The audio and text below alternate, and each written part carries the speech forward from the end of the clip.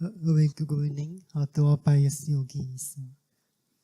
This evening, we shall discuss the way to overcome the notion of self through the practice of Vipassana meditation, mindfulness meditation. In the last talk, we did discuss briefly about 20 Sakaya Ditti. There are 5 aggregates of clinging. So, when one, for example, regards form as self, or self as possessing form, or form as in self, or self as in form, so there are 4 wrong views for this aggregate of form.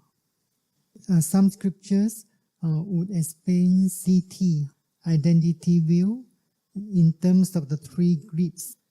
This is mine, etam mama, or this I am, esoham asmi, or this myself, eso me atta. So as long as the notion of self is not yet uprooted, then when changes taking place, for example, in the form, when changes taking place, they will give rise to fear. So there are 2 suttas in the Kanda Samyutta. These 2 suttas discuss about agitation through clinging. The first sutta discussed in terms of 20 Sakaditi. Then the second sutta discussed in terms of 3 grips. So the worldlings, putujana, ignorance about the true nature of existence. So it's because of ignorance, then there's clinging to the self, regarding the form as self, feeling as self, and so on. So when there's ignorance, when there's a clinging, when there's this view of self, then they would not be able to accept any changes to the form. So that's why when the form begins to change or decay, worldlings will suffer mentally. So as you know, form always subject to changes and alterations. When there's a changes, alteration of form, the conscious worldling become preoccupied with the change of form. The mind obsessed, thinking all the time about the changes in the form, why this happened to me, and so on. So the mind will be very agitated with all kind of mental states. So the mind is so obsessed with these thoughts of it means the changes taking place in the form or the feeling, perception. Then he would be frightened, fear will be arising. He'll be very distressed, anxious due to these changes. Or when there's changes in the form, then they will arising in the mind worldlings, sorrow, lamentation, pain, displeasure, and despair. This agitation arising because of clinging. It's because of clinging. So that's why the view of self, in the verse Sakaditi, Attaditi, will be arising. So this view of self arises due to a cause. The cause is ignorance, avidya, or moha, delusion. So that's why worldlings would experience a lot of mental suffering when the form begins to change, begins to decay, or fall sick, and so on. So those who have experiences in mindfulness meditation, Vipassana meditation, may suffer less when there's a change in the form. It's because they have gained some direct experiences into the true natures of the five aggregates or Nama-rupa. So, noble disciples of the Buddha will not experience any kinds of agitation when form begins to change. It's because the noble ones do not regard form as self, or self as possessing form, or form as in self, or self as in form. Or they do not regard this form as this is mine, or this I am, this myself. So when the form begins to change or to decay, the mind will not be occupied with these thoughts of changes.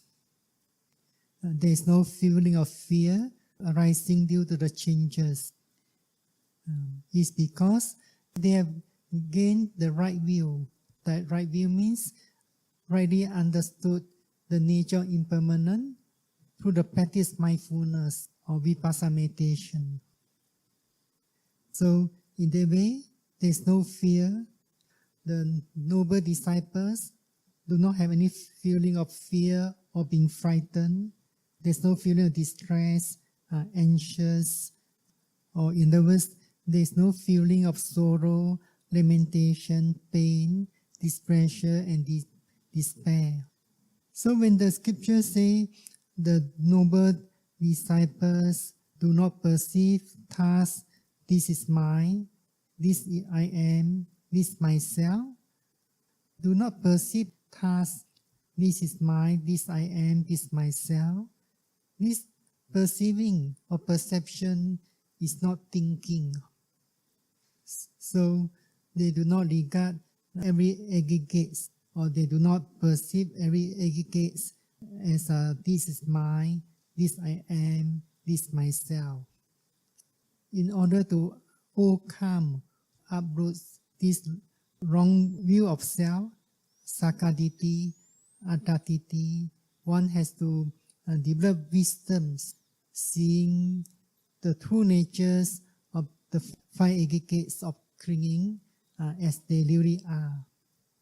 So that's why during the practice of mindfulness meditation, Vipassana meditation, meditator did not have to think or contemplate that this phenomenon is impermanent, or this pain is not self, is not my pain, and so on. Meditators merely paying bare attention to every process of the phenomenon as it really occurs. So in other words, mindful of every phenomenon as it really occurs, or see it as it is the key words of the practice. So meditators have to develop the mindfulness or strengthen the power of mindfulness. At the beginning of practice, or in the words, beginners could not mindful of every object well, or could not see it as it really occurs. Meditators have to rely on a strong object in order to develop mindfulness.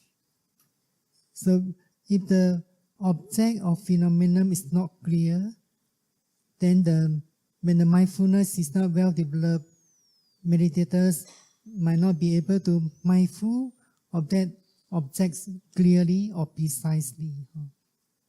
So that's why some meditators could not mindful well of the movement of movements. If the process movements are getting smaller or getting unclear.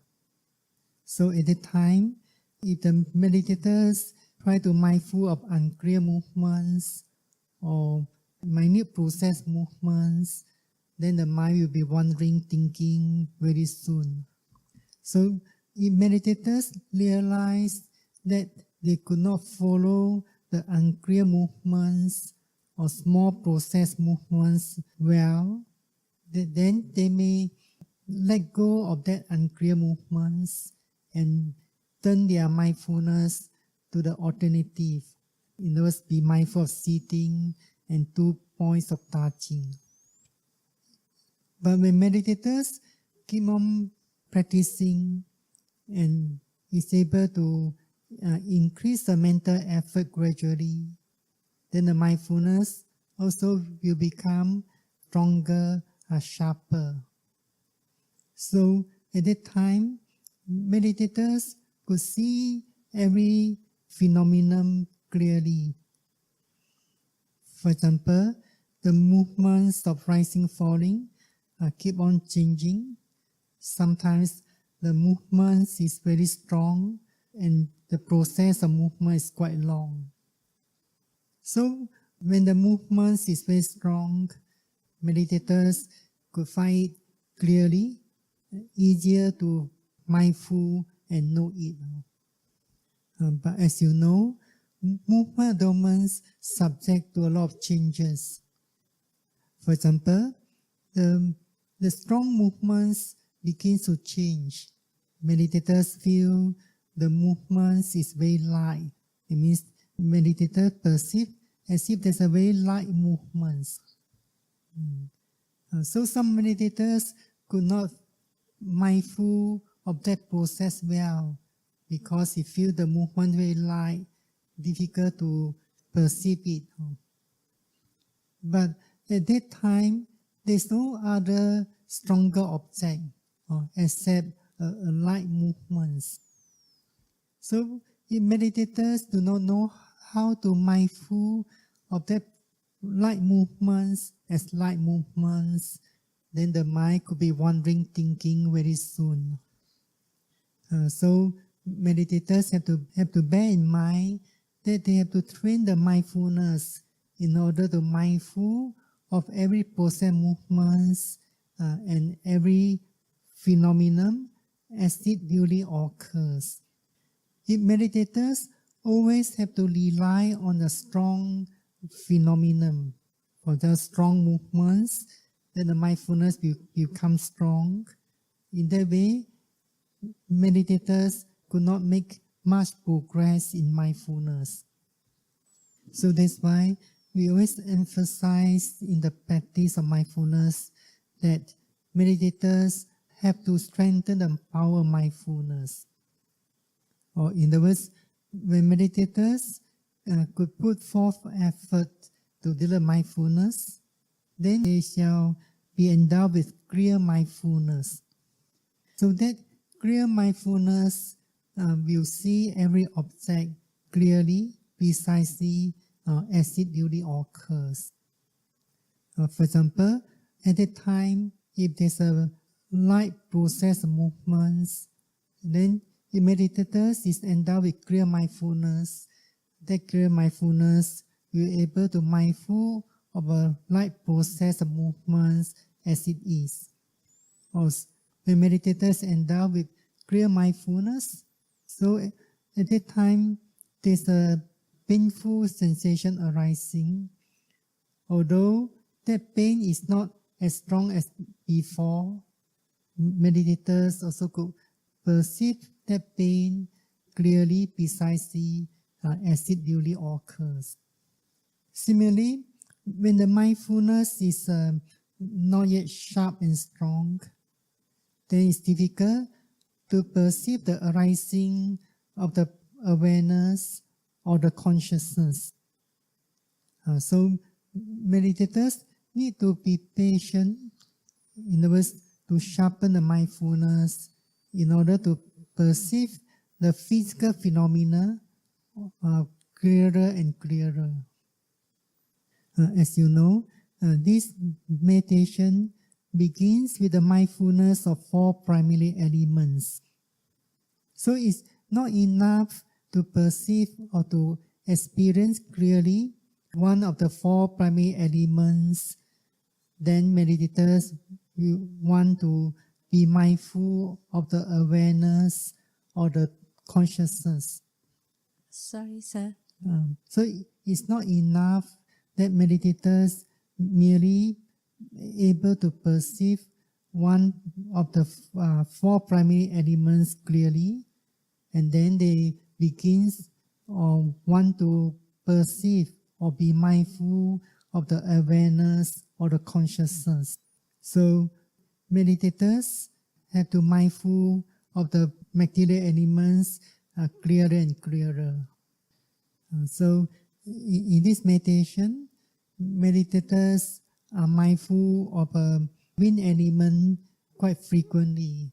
For example, the movement of abdomens, the movements of left, right, lifting, pushing, dropping, during walking meditation, and many different process movements while doing their daily activities. So when meditators could mindful of various processor movements clearer and clearer, eventually they could also see the manifestation of the other material elements clearly. In other words, earth element and the fire element. As you know, mind or consciousness is very subtle. But the materiality or rupa is quite coarse. Coarse means can be perceived easily. So if meditators could not perceive the material elements clearly, then they want to mindful of the immaterial states. Here immaterial states means the mind or consciousness. Then they may not be able to see clearly. So the commentary, Visuddhimagga explained it with some similes. It's like a man looks at the mirror, look for the reflection of his face into the mirror. If the mirror is very dirty, then he couldn't see reflection of his face at all. He doesn't throw away the mirror because he couldn't see the reflection on the mirror. In other words, some people might throw away the mirror because he could not see the reflections, because he doesn't realize that the mirror is so dirty. But one who understands it will polish the mirror again and again.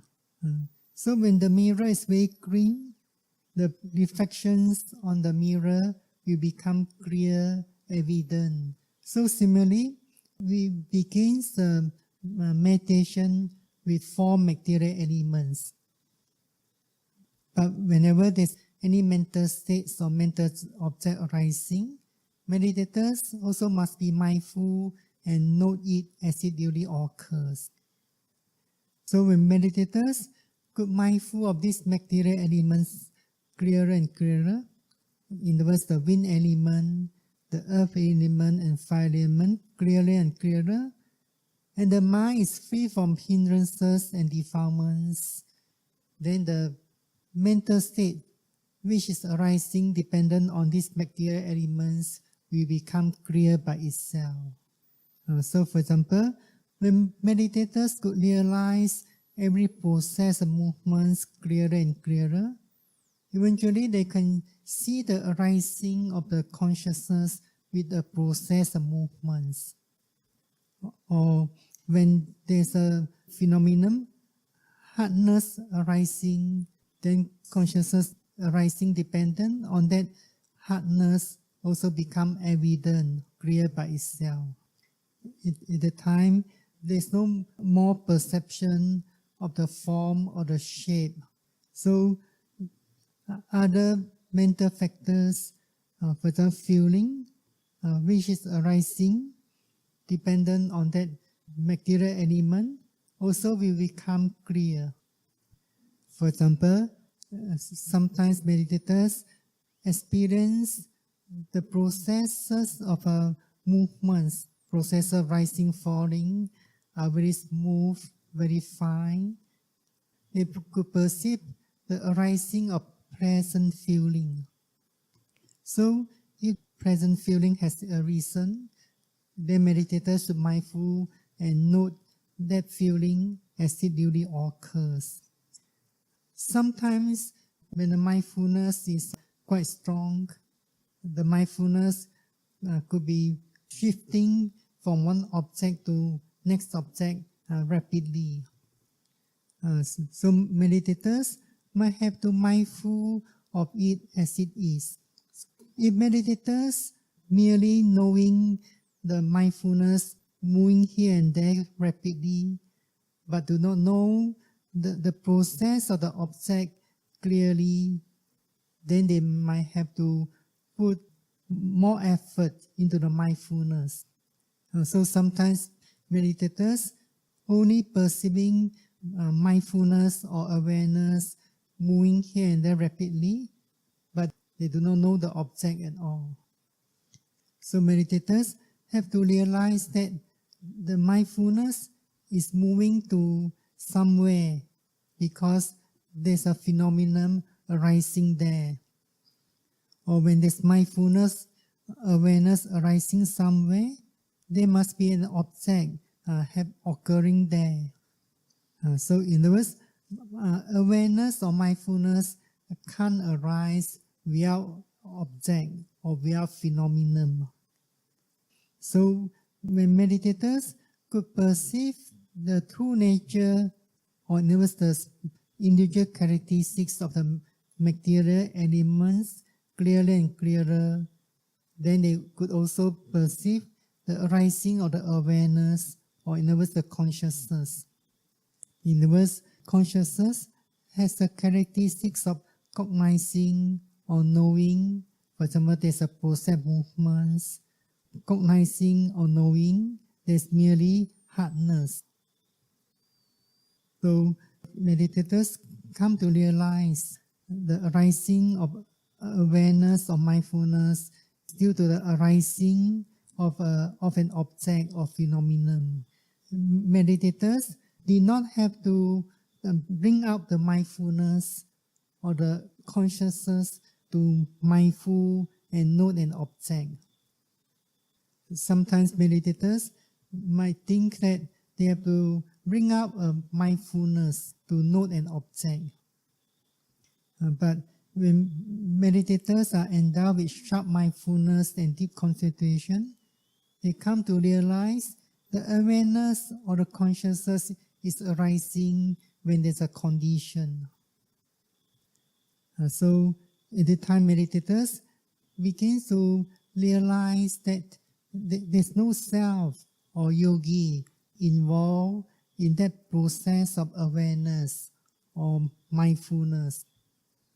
But when the mindfulness is not yet well developed and concentration is not deep enough, then it seems that meditators have to put forth effort to guide the mindfulness or to direct the awareness to the object.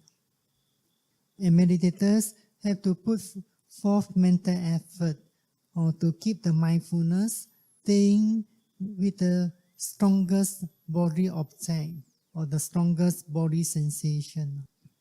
If there's a mental state arising, meditators also need to put forth effort in order to perceive the process of the mental state, for example, thinking clearly, seeing precisely the passing away of that thinking. So if meditators need not put forth effort to mindful of a mental process, then they could not see clearly, for example, the passing away of that mental process. If meditators are able to see the arising of consciousness together with an object, at the time, most likely they could perceive the instant arising and passing away of the phenomenon as well as the consciousness. But when mindfulness is not well developed and there's no deep concentration, meditators would think an object, for example, the pain would last for a few seconds or half a minute, 1 or 2 minutes, and so on. So sometimes meditators could perceive the arising of consciousness with the physical phenomenon, for the movements or hardness, and both processes are arising and passing quite instantly. Sometimes both processes disappear suddenly, then there's no object arising immediately. So meditators might think that there's no object to mindful and note, but actually there's an object there. When the mindfulness is not sharp enough, then meditators might think that I observe both processes have passed away. But as you know from the teaching, or when you have some experience, actually there's another process of mindfulness or consciousness arising, perceiving the passing away of the previous mindfulness or the consciousness. But if the practice is not yet matured, the meditators could not perceive the second process of awareness. But if the practice is matured, meditators will see the arising of the second process of awareness. So awareness or in other words, the consciousness is a shapeless, formless, colorless. It's not a mental image, a mental pictures. Sometimes meditators reported that they are seeing something like flashing in the mind, but consciousness only has the nature or characteristics of purely knowing or bare awareness. So commentary explains that see formation with insight. For example, when there's a phenomenon, hardness arising, so consciousness or awareness arising, seeing that hardness disappear instantly. So we say that mindfulness, realizing the instant arising, passing away of that physical phenomenon, hardness. Or in other words, we explain the conventional language that meditators realize the insight knowledge of impermanence. So in other words, that phenomenon, hardness, conditioning arising of the consciousness or awareness. So that awareness or consciousness is being conditioned by that physical phenomenon. So in other words, this is a process of formations. Because the word formation can be translated as condition or being conditioned. Then that process of awareness is being conditioned. It can also condition the arising of something else. So that awareness or consciousness can be conditioning the arising of the next process of awareness or consciousness. So the next process of awareness or consciousness is being conditioned or by the previous process of awareness or consciousness. So the next process between consciousness and consciousness or awareness and awareness is another formations. So the next process of awareness or consciousness realizing the previous awareness or consciousness had passed away. So this is also, we can say, an insight knowledge into the nature of impermanence. So that's why the scriptures say the knowledge of this stability of the Dharma is also subject to destruction, vanishing, fading away, and cessation. So the knowledge of stability of Dharma here refers to the knowledge of the principle of conditionality. That means at each moment there are two processes. They are arising and passing away due to conditionality. So in other words, every phenomenon is arising due to condition each other. So the knowledge about this stability of Dharma is also subject to destruction or vanishing, fading away, and cessation. In other words, it's also not permanent. So in other words, there is no self involved in this experience of insight. If meditators like to find out their experience or conscious what experience they have, then it's difficult to break through this what called the idea of a self or yogi. So meditators should not always try to find out the experience during the practice, or keep on watching the mind or the awareness going here and there. Just keep on practicing, let the mindfulness discover the experience. So when meditators could practice well, then they begin to realize there's no self. They shall be able to realize the nature of impermanent or the characteristic impermanent, anicca and dukkha clearly.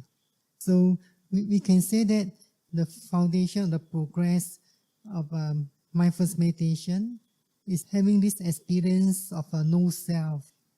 In other words, the meditators can't exercise any kind of control over the arising of the mindfulness, over the arising of an object or phenomenon. Then they could see or they realize both processes are arising and passing away very instantly. When they could realize constantly the instant arising and passing away of the formation, then they begin to experience dukkha, or what we call sankhara dukkha.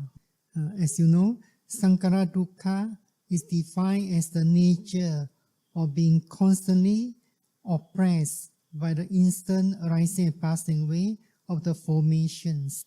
So these three kinds of grips, this is mine, this I am, this myself, could be overcome or removed when meditators gain this experience. It's because when meditators see formation as not self, then meditators will overcome this obsession, this myself. And this I am is due to the greed of conceit or mana. Mana is arising because seeing everything permanent. So when one could realize the nature of impermanent clearly, then this greed of conceit or mana, this I am, will be removed by that experience at a time. Then it's because every formation is arising and passing away instantly, then one come to realize dukkha. So at the time, the obsession, this I am, due to the greed of craving, will be overcome by that experience. So if meditators aspire to see the characteristics of impermanent clearly, the characteristics of dukkha, anatta clearly, first of all, they must realize the specific characteristics of the material elements and the mental phenomenon clearly. Then they must be able to see in terms of the state of interdependence between mentality and physicality. Then they only can see truly, correctly, the nature of impermanence. So at that time, meditators could not perceive a single process mindfulness. Meditators come to realize mindfulness is arising dependent on object. When that object has passed away, the awareness or consciousness which is arising dependent on object will also pass away. Then in the next moment, there will be arising of another phenomenon. Then there will be arising another new process of awareness or consciousness. So the meditators could see formation only. Formation arises, formation ceases. Then they would make more and more progress in the practice of insight meditation. So I wish all meditators could practice mindfulness in accordance with the guideline well, so that you can overcome this view of self, realizing the ultimate reality clearly and make a rapid progress and attaining your spiritual goals soon. สาธุ สาธุ สาธุ